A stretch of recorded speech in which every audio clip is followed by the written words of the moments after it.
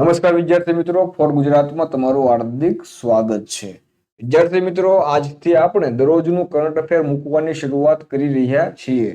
વિદ્યાર્થી મિત્રો, આ કરંટ અફેર તમને આવનારી તમામ સ્પર્ધાત્મક પરીક્ષા માટે ખૂબ ઉપયોગી રહેશે અને આ કરંટ અફેર તમને દરરોજ ફક્ત 10 મિનિટમાં કમ્પ્લીટ કરાવી દેવામાં આવશે. વિદ્યાર્થી મિત્રો, ચાલો વધારે ટાઈમ ન લેતા વિડીયોને શરૂ કરીએ. પહેલો ક્વેશ્ચન છે, તાજેતરમાં રાષ્ટ્રીય હિન્દી દિવસ ક્યારે મનાવવામાં આવ્યો? Option A 10 January, option B 14 January, option C 10 September કે ઓપ્શન ડી 14 સપ્ટેમ્બર. આન્સર આવશે વિદ્યાર્થી મિત્રો option D 14 September. Question number 2, કેન્દ્ર સરકારે 70 વર્ષથી વધુ ઉંમરના વ્યક્તિ માટે કેટલા રૂપિયાની ફ્રી સ્વાસ્થ્ય વીમા યોજનાને મંજૂરી આપી છે? Option A 1 lakh, option B 3 lakh, option C 5 lakh કે ઓપ્શન ડી 7 લાખ. આન્સર આવશે option C 5 lakh. Question number 3, તાજેતરમાં કેન્દ્ર સરકારે કેટલા કરોડ રૂપિયાની યોજના મિશન મોસમને મંજૂરી આપી છે? Option A 1000 crore, option B 2000 crore, option C 3000 crore કે ઓપ્શન ડી 5000 કરોડ. આન્સર આવશે ઓપ્શન બી 5000 કરોડ. કેન્દ્ર સરકારે ઓપ્શન બી 2000 કરોડ. કેન્દ્ર સરકારે 2000 કરોડની મિશન મોસમ યોજનાને મંજૂરી આપી છે. આ યોજના કેન્દ્રીય પૃથ્વી વિજ્ઞાન મંત્રાલય દ્વારા કાર્યરત છે અને આ યોજના અંતર્ગત શું કાર્ય કરવામાં આવશે કે મોસમ અને વરસાદની સચોટ આગાહી માટે આ યોજના કામ કરશે મિત્રો.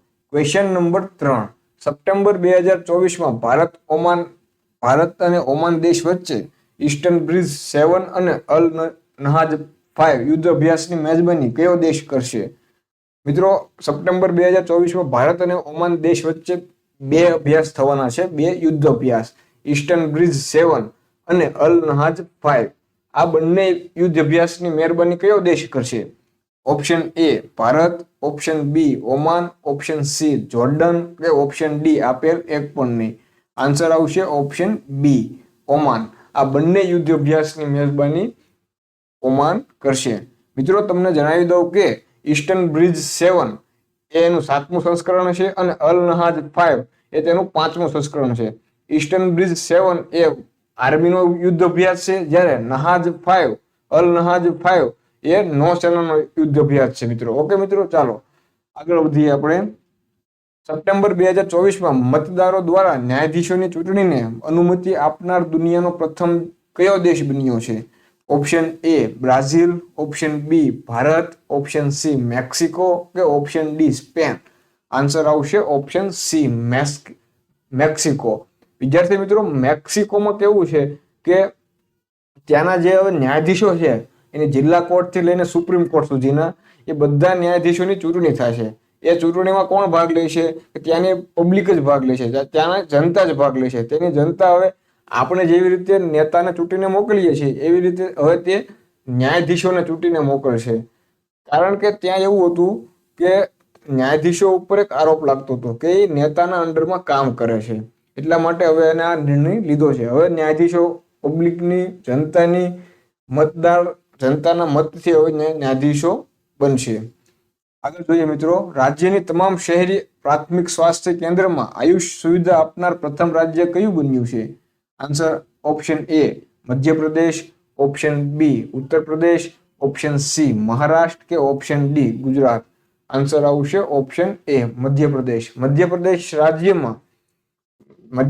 રાજ્ય તમામ શહેરી પ્રાથમિક સ્વાસ્થ્ય કેન્દ્રમાં આયુષ સુવિધા આપનાર દેશનું પ્રથમ રાજ્ય બન્યું છે.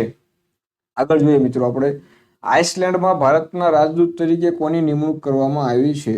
Option A Vinay Kumar, option B Mahesh Rajput, option C R Ravindra કે option D Subhash Prasad Gupta. Answer આવશે option C R Ravindra. Question number, દેશમાં ઇલેક્ટ્રિક વાહનોનો ઉપયોગ વધારવા માટે કઈ યોજના શરૂ કરવામાં આવી છે?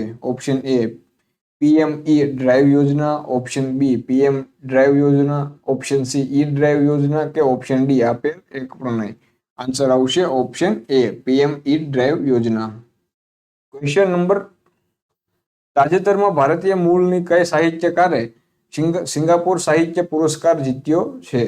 Option A Anuj Shreshthkar, option B Vipul Shah, option C Dhirendra Kumar કે option D Prashanti Ram. Option D Prashanti Ram. તાજેતરમાં મહારાષ્ટ્ર સરકારે કઈ જગ્યાએ જનજાતીય વિશ્વવિદ્યાલયની સ્થાપનાની ઘોષણા કરી છે? Option A Mumbai, option B Nashik, option C Nagpur કે ઓપ્શન ડી પુણે. આન્સર આવશે option B Nashik. Thank you મિત્રો. આ વિડીયો તમને ગમ્યો હોય તો લાઈક કરજો, શેર કરજો અને દરરોજનું કરંટ અફેર જોવા માટે અમારી આ યુટ્યુબ ચેનલને સબસ્ક્રાઇબ કરજો. Thank you.